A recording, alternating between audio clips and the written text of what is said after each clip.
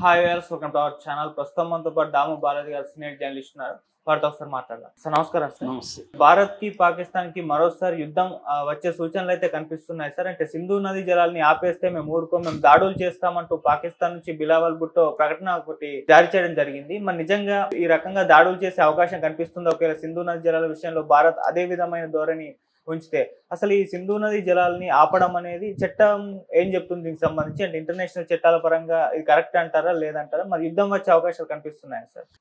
మళ్ళీ పాకిస్తాన్ ఇండియా మధ్య ఉద్రిక్త వాతావరణం నిన్నటి నుంచి పెరిగింది. ఒక వాటర్ వార్, నీటి యుద్ధం వస్తుంది పాకిస్తాన్కి మనకి అని చెప్తున్నారు. ఎందుకంటే చరిత్రలో అనేక యుద్ధాలు, నీటి కోసం వచ్చిన యుద్ధాలు ఎప్పటి నుంచి అని, బుద్ధుడి కాలం నుంచి కూడా, ఆ కాలంలోనే ఒక స్టోరీ కూడా ఉంది. సో అప్పుడు బుద్ధుడు పరిష్కరిస్తాడు 2 తెగల మధ్య నీటి యుద్ధం అనేది. నీరు అనేది వెరీ ఇంపార్టెంట్. కాబట్టి అది మన రాష్ట్రాల మధ్య కూడా చూస్తున్నాం. తెలంగాణ ఆంధ్ర మధ్య కానీ, ఆంధ్ర కర్ణాటక మధ్య కానీ, తమిళనాడు కర్ణాటక మధ్య కానీ ఈ నీటి యుద్ధాలు అనేవి జరుగుతున్నాయి రకరకాల రూపాల్లో.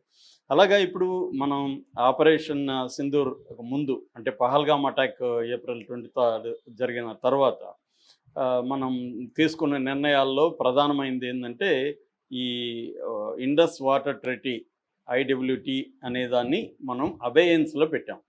ఇది 1960లో ఇండస్ వాటర్ ట్రెటీ అనేది మనకు పాకిస్తాన్కి మధ్య వరల్డ్ బ్యాంక్ మీడియేషన్లో ఒక ఒప్పందం జరిగింది. ఆ ఒప్పందం ప్రకారం మొత్తం 6 నదులు ఉంటాయి మనకి పాకిస్తాన్కి మధ్య. అవి రావి, బీస్, సట్లజ్, ఈ 3 నదులేమో తూర్పు నదులు, తూర్పు వైపుగా ప్రవహించే నదులు. వీటిని ఇండియా వాడుకోవాలి. ఈ జలాల్ని ఇండస్, జేలం, చెనాబ్ ఇవి వెస్ట్రన్ రివర్స్, వీటినేమో పాకిస్తాన్ వాడుకోవాలి. కాకపోతే ఇండియా ఏం చేసిందంటే ఇక్కడ కిషన్ గంగా అండ్ రాత్లే 2 డ్యాముల్ని కట్టింది.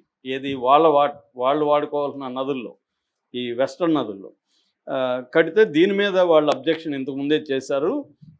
అయితే మన వాళ్ళు ఏమంటారంటే ఇది run of the river water తప్ప డ్యాములో నిల్వ ఉండే వాటర్ కాదు, మేము రివర్ వచ్చినప్పుడు ఆ వాటర్ని వాడుకోవడానికి మాత్రమే ఈ డ్యాములు కట్టామనేది ఇండియా చెప్తుంది. అది డిస్ప్యూట్లో ఉంటుంది. అంటే లార్జ్ స్కేల్ స్టోరేజ్ మేము చేయట్లేదని.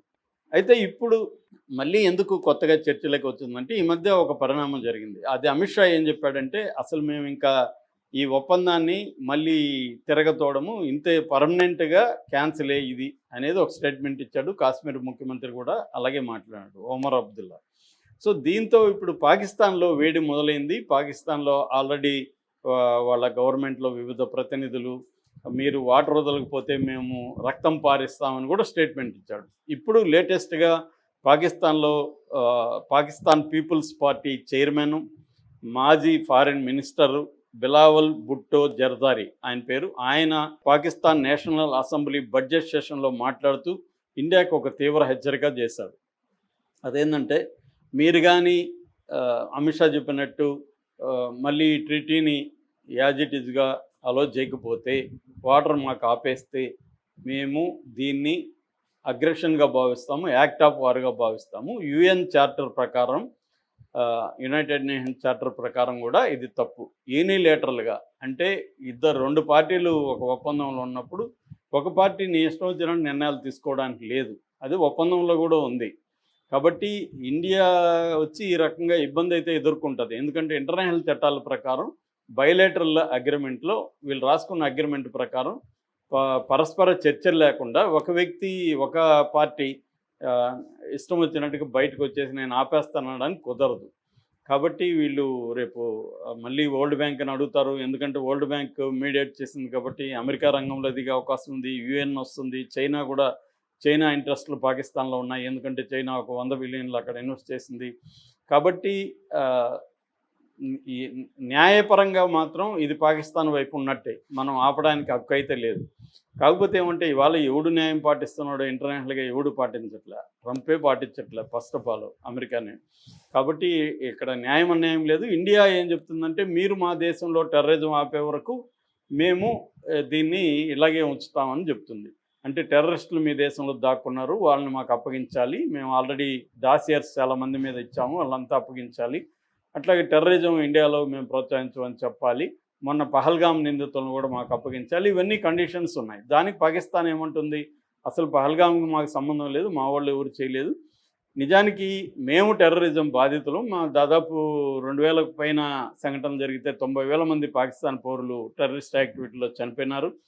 మాకు ఇక్కడ ఇప్పటికి కూడా టెర్రరిజం యాక్టివిటీలు జరుగుతున్నాయి. దాన్ని మీరే ప్రోత్సహిస్తున్నారని కూడా మా దగ్గర ఆధారాలు ఉన్నాయి. అయినా మేమేమన్నా అంటున్నామా? మీరు మాత్రం టెర్రరిజాన్ని ప్రపంచవ్యాప్తంగా మేము టెర్రరిస్ట్ దేశం అని ప్రచారం చేస్తున్నారు. ఇవన్నీ కూడా వాళ్ళు చెప్పారు. ఇది ఏంటంటే ప్రాబ్లం, మన యాంగిల్ కరెక్టే మన వైపు నుంచి చూసినప్పుడు. ఎందుకంటే ఎంతకాలం భరించాలి వాళ్ళ టెర్రరిజాన్ని? సో టెర్రరిజం ఆపండి, లేకపోతే మేము చర్యలు తీసుకుంటాం అనేది ఖచ్చితంగా మనం బెదిరించాల్సిన అవసరం ఉంది.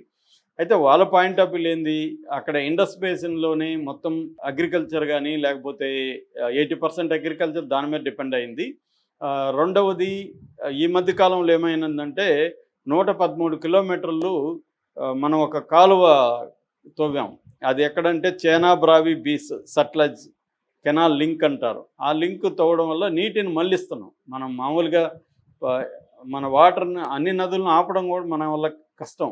ఆ వాటర్ని మనం ఏం చేస్తాం, మనం ఆపితే బలవంతంగా మనకు వరదలు వస్తాయి అనేది దానికి అనుకూలంగా వీళ్ళు ఏం చేస్తున్నారంటే కాలువలు తవ్వి వాటర్ని డైవర్ట్ చేయడం, లేకపోతే ప్రాజెక్టులలో బలంగా నింపి దాన్ని వదిలేయడం, ఇవన్నీ చేస్తున్నారు. సో ఇప్పుడు వాళ్ళ ప్రాబ్లం ఏంటంటే వస్తే వరదలు వస్తాయి, మన వాళ్ళు గట్టిగా వదిలితే, లేకపోతే కరువుతో అల్లాడిపోయే పరిస్థితి ఉంది. వాళ్ళు ముఖ్యంగా మంగళ అండ్ తర్బెలా అనే 2 డ్యామ్స్ ఆల్మోస్ట్ ఎండిపోయే పరిస్థితి అక్కడ ఉంది. 80% అగ్రికల్చర్ ఉంది, తర్వాత పవర్ జనరేషన్ దీని మీదనే ఆధారపడింది, తర్వాత ఇండస్ట్రియల్ వాటర్ కావచ్చు, తాగునీరు కావచ్చు. దీంట్లో ఆల్రెడీ వాటర్ క్రైసిస్లో ప్రపంచంలోనే ఎక్కువగా వాటర్ సంక్షోభం ఉన్న దేశాల్లో పాకిస్తాన్ ఒకటి. కాబట్టి వాళ్ళ అగ్రికల్చర్ దాదాపు 25% నుంచి 30% జీడిపిలో అగ్రికల్చరే ఉంటుంది వాళ్ళకి. ఇంత ఇబ్బందుల్లో ఉంది కాబట్టి వాళ్ళు మాట్లాడడాన్ని మనం అర్థం చేసుకోవచ్చు. బట్ యుద్ధం వస్తుందా అంటే యుద్ధం రాకపోవచ్చు. దీనివల్ల యుద్ధం వస్తుంది అనేది డౌట్ఫుల్లే. కానీ చెప్పలేము. ఒక్కోసారి సిల్లీ రీజన్స్తో కూడా యుద్ధాలు వస్తున్న సందర్భాలు మనం చూస్తున్నాము. ఇరాన్ ఇజ్రాయెల్ చూస్తున్నాం కదా. ఇజ్రాయెల్ ఒక పక్క, ఇరాన్ ఒక పక్క చర్చలకు వెళ్తుంటే కూడా ఇజ్రాయెల్ దాడి చేసింది, మళ్ళీ అమెరికా చేసింది. అదొక విచిత్రమైన కండిషన్. ఏ కామన్ సెన్స్ ఎవడికి ఉన్నా వాడికి అర్థం కాని పరిస్థితి, ఏంట్రా ఇదని. సో అలాంటప్పుడు రేపు పాకిస్తాన్ మాకు వాటర్ వదలలేదని వాళ్ళ కోపంతో ఏం చేయొచ్చు అంటే, ఒకటి సైబర్ అటాక్స్ చేస్తారు ఫస్ట్. అంటే ఈ మన డ్యాములకు సంబంధించిన ఈ మెకానిజం అంత ఉంటుంది కదా, ఎలక్ట్రానిక్ ఇవన్నీ, దాన్ని వాళ్ళు జామ్ చేసి దాన్ని పనిచేయకుండా చేసే వ్యవహారాలు ఉన్నాయి. రెండోది డ్యామ్స్ మీద, మనం కట్టిన కాలువలు డ్యామ్స్ ఉన్నాయి కదా, దీని మీద కిషన్ గంగా కావచ్చు, లేకపోతే రాత్రిలే కావచ్చు, ఇలాంటి వాటి మీద బాంబులు వేసి వాటిని పేల్చేసే అవకాశాలు ఉన్నాయి. డ్యాముల్ని సబటేజింగ్ డ్యామ్స్ అంటారు. మూడోది కోవర్ట్ ఆపరేషన్స్, మళ్ళీ టెర్రరిజాన్ని స్లీపర్ సెల్స్ని యాక్టివేట్ చేసి వివిధ సిటీల్లో బాంబులు పెట్టడం, ఇవన్నీ కూడా చేసే అవకాశాలు ఉన్నాయి. అంతేగాని ఆల్ అవుట్ వార్ వస్తుందంటే చెప్పలేము. ఎందుకంటే అవన్నీ వాళ్ళు చేసినప్పుడు ఇండియా గమ్మున ఉండదు కదా.